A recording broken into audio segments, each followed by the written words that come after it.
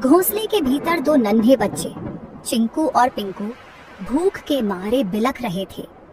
मम्मा, भूख लगी है, क्या कुछ खाने को मिलेगा मम्मा?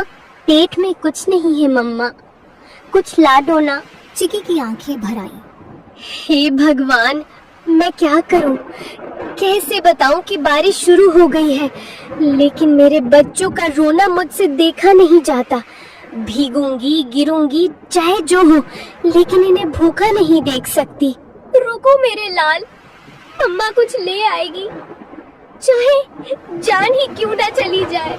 परंतु एक बात याद रखना, जब तक मैं नहीं आऊं, घोंसले में से बाहर भी मत देखना और बाहर भी मत निकलना, समझ गए ना? चिड़िया खाना लेने के लिए चली जाती है।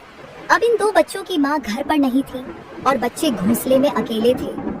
उनके लिए यह पहली बारिश थी जो उन्हें किसी अजूबे से कम नहीं लग रही थी।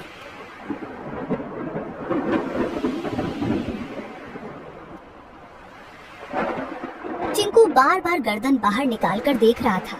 अरे ओ पिंकू, सुन रे, ये क्या चीज ऊपर से टपक टपक गिर रही है? कोई रो रहा है क्या? पिंकू घोंसले के कोने में दुबक कर बैठा था। अबे मूर्ख, रोने की आवाज नहीं है ये, बारिश है बारिश, आसमान बरस रहा है। पर ये आवाज कितनी डरावनी है। और पानी, इतना सारा पानी कहाँ से आता है रे? मत देख बाहर, मम्मा ने कहा था बिजली चमकी तो घोंसले समेत भस्म हो जाओगे। चिंकू सहम गया।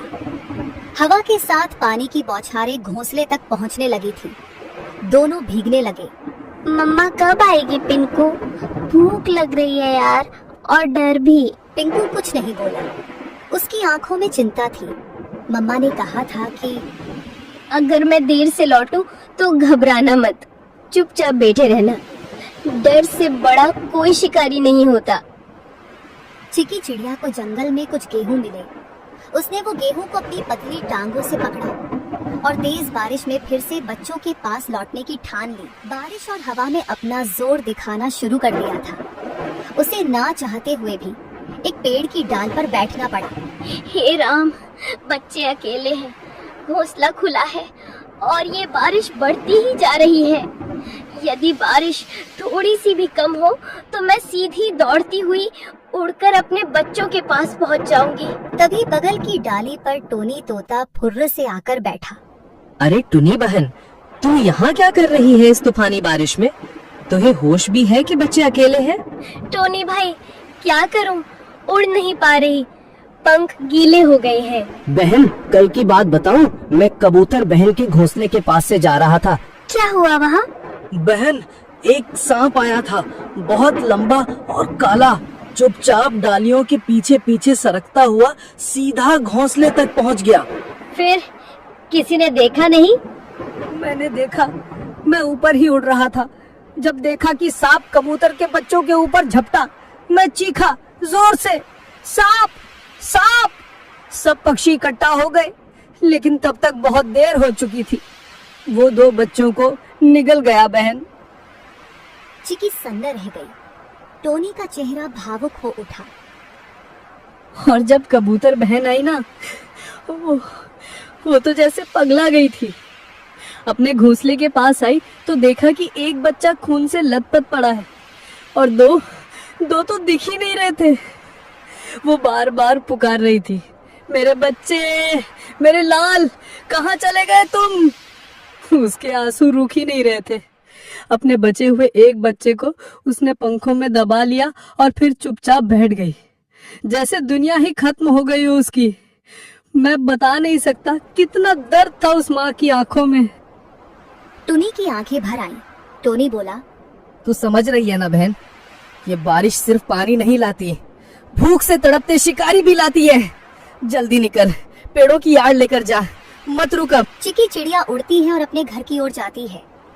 बारिश चल रही थी, लेकिन अंधेरा गहरा था और ठंडी हवा अब भी तीर की तरह चल रही थी।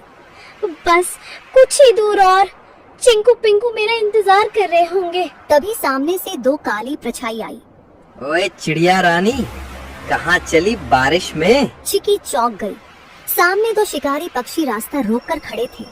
आज तो किस्मत चमकी है, बारिश में भी नसीब ने हमें गरम गरम चिड़िया भेजी है।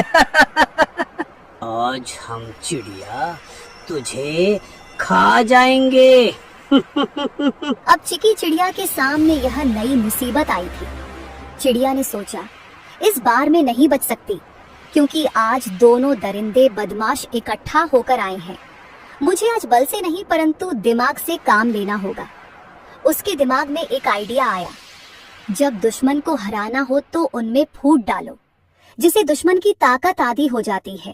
तुम दोनों बहादुर शिकारी हो ना, और मुझे खाना चाहते हो ना, परंतु तुम दोनों में से जो सबसे बड़ा शिकारी और सबसे ज्यादा ताकतवर होगा वही मुझे खाएगा। मैं तो सबसे खतरनाक हूँ, पंखों से पंजे तक मौत हूँ, मौत। तेरी औकात नहीं मेरे सामने, मैं तो उड़ते परिंदे गिराता हूँ। तू मुझसे बड़ा शिकारी नहीं हो सकता। तो भेड़ो ना, दिखाओ असली ताकत। मुझे तो वही खा सकता है जो सबसे ताकतवर है। दोनों शिकारी जल उठे। कौवा उड़कर सुल्तान की ओर झपटा। सुल्तान ने पलटवार किया। सबसे पहले मैं तुझे खाऊंगा, फिर इस चिड़िया को। तू खा नहीं पाएगा कालू। दोनों एक दूसरे को नोचते हुए हवा में झगड़ते हुए नीचे गिर पड़े। दोनों की हालत खराब हो गई और बेहोश हो गए। चिकी इसी मौके का फायदा उठाते हुए चुपचाप वहां से जल्दी उड़ते हुए निकल गई। उसके मन में एक ही बात थी, बच्चों तक पहुंचना है, बस अब देर नहीं। चिंकू और पिंकू कांपते हुए बैठे थे। बारिश अब थम चुकी थी, लेकिन डर अब भी घोंसले में था। तभी हवा में एक जानी पहचानी गंध आई। चिंकू, मेरे पिंकू, मैं लौट आई। मम्मा, हम कब से राह देख रहे थे कि आप कब आएंगी। मेरे लाल, तुम दोनों ठीक हो ना? डर तो नहीं लगा? बहुत डर लगा मम्मा, बिजली भी चमक रही थी। चिंकू बार बार बाहर देख रहा था, मैं तो कह रहा था ना जल जाएगा। बेटा, कभी कभी डर जरूरी होता है, लेकिन बहादुरी ये है कि डर के बाद भी टिके रहो। तुम दोनों ने बहादुरी दिखाई। पंखों में छुपाए हुए गेहूं को निकालकर मजेदार खाना बनाया और बच्चों को दिया। बच्चों ने भूख के कारण खाना खा लिया। अगली सुबह बारिश तो रुक चुकी थी, लेकिन घोंसले में सन्नाटा था। सूरज की हल्की रोशनी घोंसले में पड़ी तो चिकी ने देखा चिंकू एक कोने में पड़ा कांप रहा था। उसकी आंखें आधी खुली थी और शरीर तप रहा था। चिंकू, ओ बेटा, क्या हुआ तुम्हें? मम्मा, बहुत गर्मी लग रही है, पूरा बदन जल रहा है। हे भगवान, बुखार इतनी तेज, अब मैं क्या करूं? मम्मा, चिंकू को क्या हो गया? ये तो बोल भी नहीं पा रहा है ठीक से। चिकी ने खुद को संभालने की कोशिश की, लेकिन उसकी आंखों में आंसू भर आए। तू ठीक हो जाएगा बेटा, मम्मा यही है, कुछ करेगी, कुछ जरूर करेगी। उसने चिंकू को अपने पंखों में लपेट लिया। दिन भर वो उसके पास बैठी रही, चिंकू को साल भी दे दी। अगली सुबह जैसे ही सूरज निकला, टुनी को पिंकू की हल्की खांसी सुनाई दी।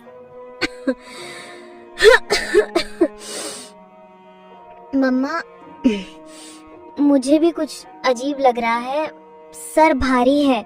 नहीं, अब तू भी? ये क्या हो रहा है मेरे बच्चों को? हे भगवान, मैंने कौन सा पाप किया? भूख मिटाने चली तो बारिश आई, बारिश में निकली तो शिकारी आए, और शिकारी से बचकर आई तो अब ये बुखार। क्या मेरी ममता की परीक्षा ले रहे हो तुम? पिंकू और चिंकू दोनों अब मम्मा के पंखों के बीच पड़े कराह रहे थे। चिकी का मन टूटा हुआ था, लेकिन आंखों में अब भी एक जिद थी। नहीं, मैं हार नहीं मानूंगी। मैं माँ हूँ, और माँ कभी घोंसले में बैठकर अपने बच्चों को यूं मरता नहीं देख सकती।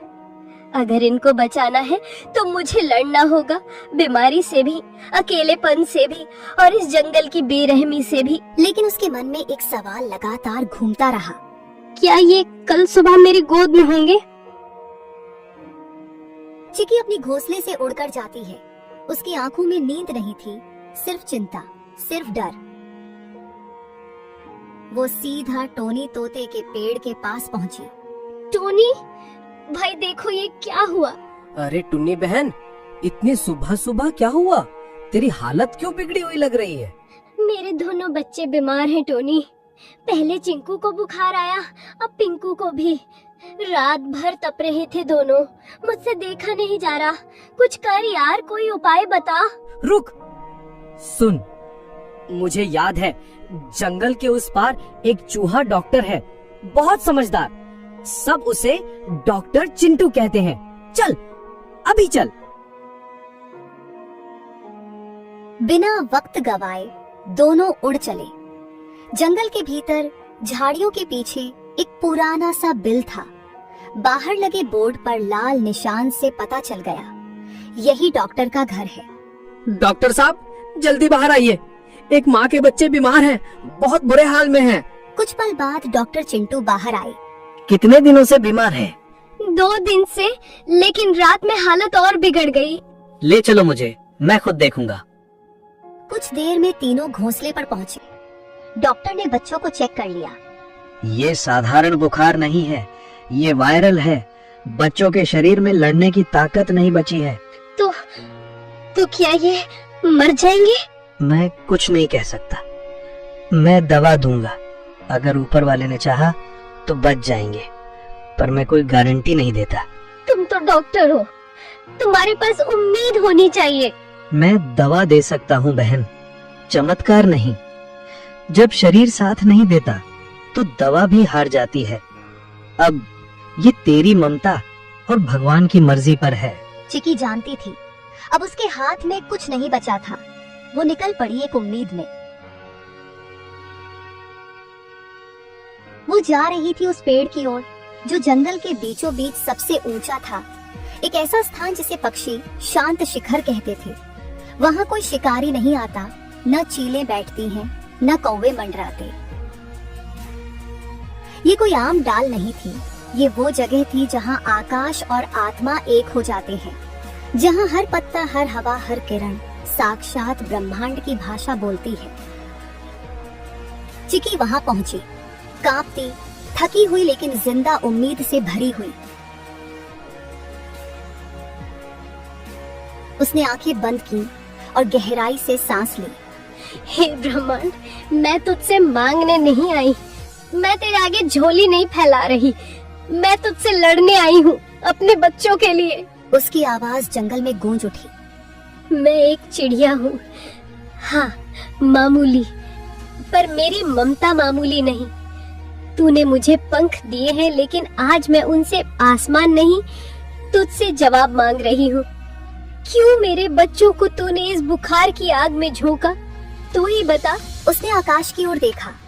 उसका शरीर कांप रहा था, लेकिन उसकी आवाज पत्थर तोड़ देने वाली थी।